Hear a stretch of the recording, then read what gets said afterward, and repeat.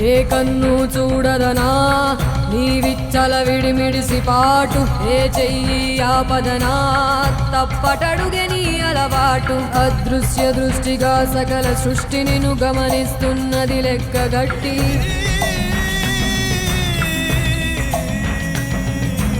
ఎంత బతుకు నీదెంత బతుకువో గుప్పెడు మెతుకుల కడుపు కొరకు ఎన్నాటలు వేటలు అవసరమా మనుజా మనుజా. ఏ మారిక నిన్ను కబళిస్తుంది రమాయదారి పంజా.